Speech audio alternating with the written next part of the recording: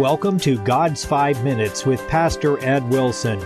Reach him at GodsFiveMinutes@gmail.com. Now, here's Ed Wilson with God's 5 Minutes. Hello, friends.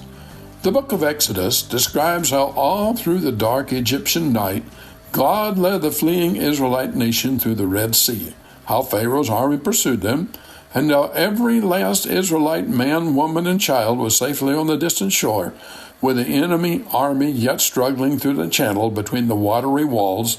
God permitted them to come caving down. When Moses and his people saw the bodies of their enemies floating on the tide, powerless ever again to cause oppression and suffering, he sang what we call the Song of Moses. Exodus 15:13 reads, "Thou in thy mercy hast led forth the people which thou hast redeemed. Thou hast guided them in thy strength unto thy holy habitation." Won't you pause with me a moment and let your eyes sweep over that scene? Here on the one hand Moses and his people singing, and Miriam and the women answering in a heady rush of patriotism and worship. In the original, the term translated "hast guided" is "led gently," which is an apt description of the way God always tenderly leads his people. The concept on which the phrase is based, which is as old as time itself, is of a shepherd leading his flock. God not only led his people out of Egypt and through the waters, but he gently led them.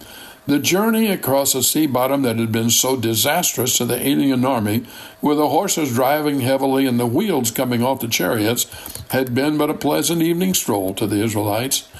It is the power of God to make that guidance gentle, even though it took place against a tremendous backdrop of the rattle and clang of pursuing armor, the frightening jingle of harness on the war horses, and Pharaoh's imprecations as he ordered his troops into combat against the helpless sons of Jacob.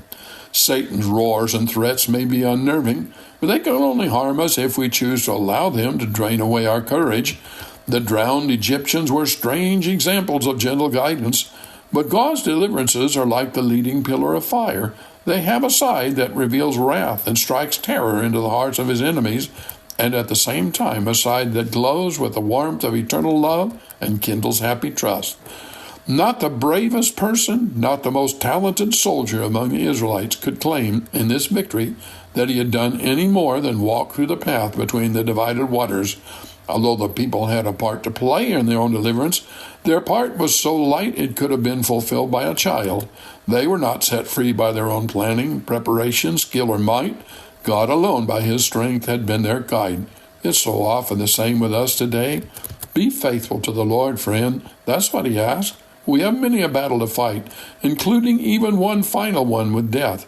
But at every one of them, if we walk with God, we shall find that he does the hard work and gently guides us through the steps we must take. At the time Moses and his people sang this triumphant song, they were only at the beginning of a journey that was to take them into Canaan, the promised land.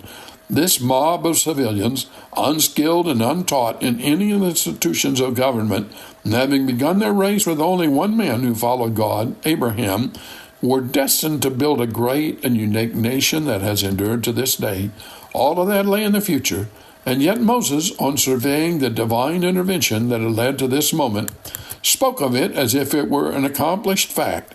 Thou hast guided them in thy strength into thy holy habitation. The phrase thy holy habitation can be translated the resting place of thy holiness, and that term resting place is used throughout the Bible as pasture. Here it meant Canaan. For us it means heaven. God meant for the lives of his people in the land he had prepared for them to be much more pure than those currently occupying it. We also shall find heaven a holy place.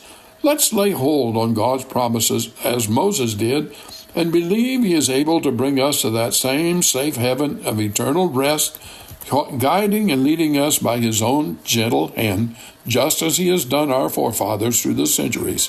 Have you talked to God today? You have been listening to God's 5 Minutes with Pastor Ed Wilson. Reach him by email at GodsFiveMinutes@gmail.com.